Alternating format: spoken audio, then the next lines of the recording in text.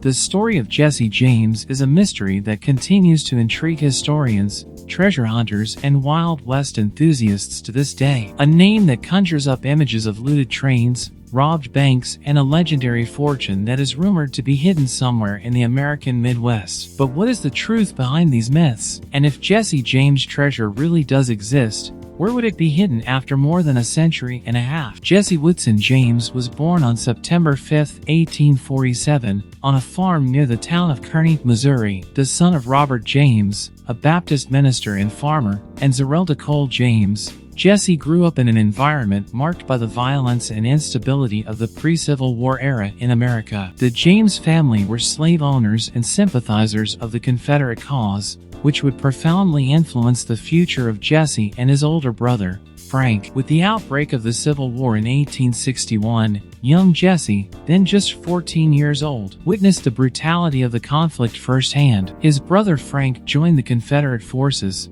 while Jesse remained at home with his mother and stepfather, Reuben Samuel. However, war was not long in coming. In 1863, Union militiamen raided the James family farm, hanging Reuben Samuel and beating young Jesse. This incident, coupled with the already existing animosity toward Union forces, would be the catalyst that would push Jesse into a life of crime and violence. At the end of the war in 1865, Jesse and Frank James joined a group of ex-Confederates led by William Bloody Bill Anderson, known for his brutal tactics and his participation in the infamous Centralia Massacre. It was during this time that the James brothers honed their skills as horsemen and marksmen, skills that would prove essential in their future criminal careers. The first bank robbery attributed to the James Younger gang occurred on February 13, 1866, in Liberty, Missouri. The gang stole approximately $60,000 in cash and bonds, a considerable amount for the time. This would be just the beginning of a series of daring robberies that would last for more than a decade, making Jesse James a legendary figure in the American Old West. The James Younger gang,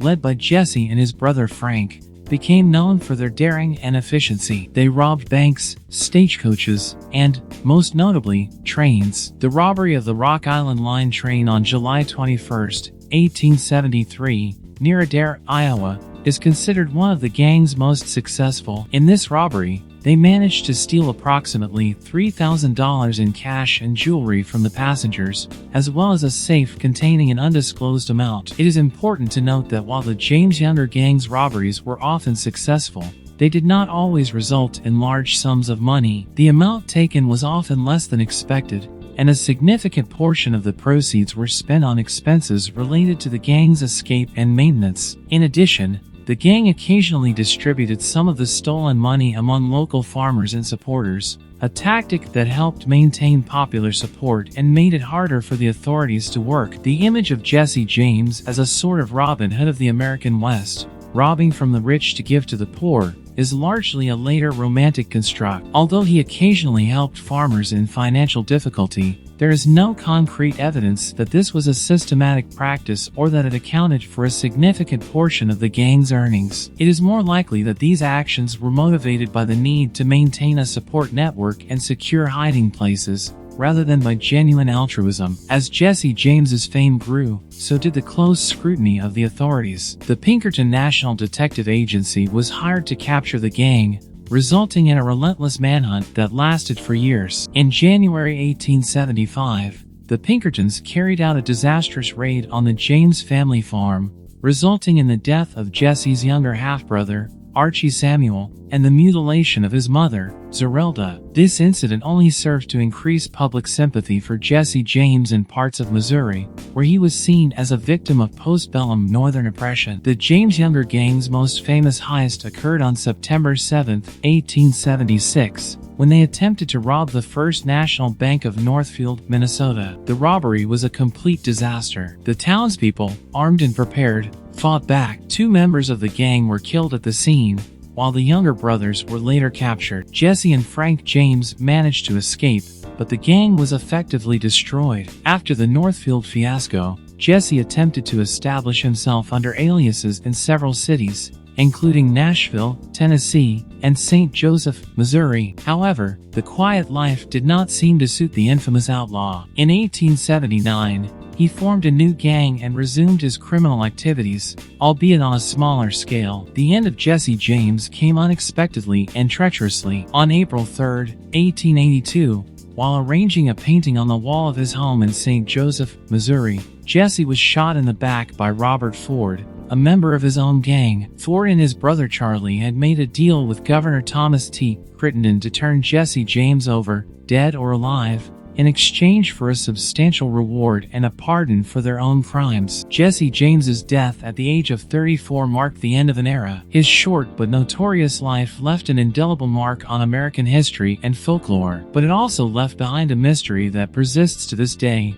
What happened to all the money and treasure that Jesse James and his gang allegedly accumulated over years of robberies? Estimates of the total value of the robberies committed by Jesse James and his gang vary widely. Some historians suggest that the amount could be in the millions of dollars in today's dollars, while others argue that much of the money was spent on living expenses, supporting sympathizers, and operating the gang. The truth probably lies somewhere in between these extremes. A popular theory suggests that Jesse James hid a significant portion of his loot in caves, dry wells, or other remote locations along his escape routes in Missouri, Kansas, and other Midwestern states. This idea is fueled by eyewitness accounts of Jesse or members of his gang burying sacks or trunks in isolated locations. One of the most frequently mentioned locations as a possible hiding place for Jesse James's treasure is the Merrimack Caverns in Missouri. These caves, which are now a tourist attraction, are believed to have been used by Jesse and his gang as a hideout. Some speculate that some of the treasure may still be hidden in some unexplored corner of this vast cave system. Another intriguing theory suggests that Jesse James did not actually die in 1882, but faked his own death to escape relentless pursuit. According to this narrative, he lived for many years after his supposed death, possibly under an assumed identity, and had time to recover and possibly redistribute his hidden treasure. This survival theory gained traction with the emergence of J. Frank Dalton, a man who claimed to be the real Jesse James in 1948. Dalton claimed that he was 100 years old and that Bob Ford had killed another man in his place in 1882. Although his claims have been widely discredited by historians and the James family themselves, they have further fueled the mystery surrounding the fate of Jesse and his treasure. Over the years, countless treasure hunting expeditions have been organized in the hope of finding Jesse James's lost fortune. Enthusiasts armed with metal detectors, old maps, and second or third-hand accounts have scoured fields, forests, and caves in search of any trace of the legendary treasure. To date, no significant discoveries have been confirmed,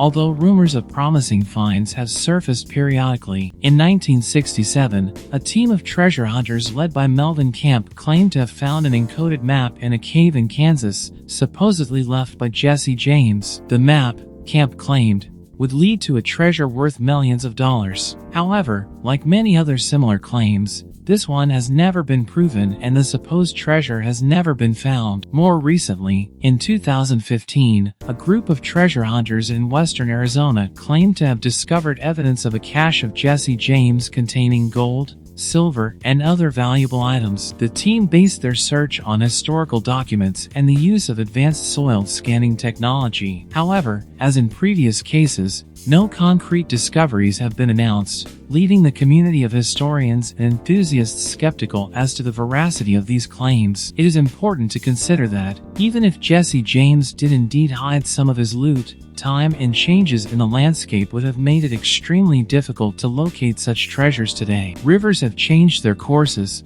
forests have grown or been cut down, and landmarks may have disappeared or changed significantly over the course of more than a century. In addition, one must consider the possibility that any treasure hidden by Jesse James may have already been discovered and quietly recovered over the years, whether by surviving members of his gang, family members, or simply lucky individuals who stumbled upon the caches by chance. From a historical and archaeological perspective, the search for Jesse James's treasure raises interesting questions about the preservation and study of historical artifacts. If any treasure were indeed found, debates would arise about its legal ownership and its value as a historical landmark. State and federal authorities would certainly be interested in any significant find, both for its monetary value and for its historical significance. The persistence of the myth of Jesse James's treasure also tells us a lot about human psychology and our fascination with stories of hidden riches and the promise of a life-changing discovery overnight. It's a reflection of our attraction to unsolved mysteries and the possibility, however remote, of an unexpected twist in the story. From a popular culture perspective,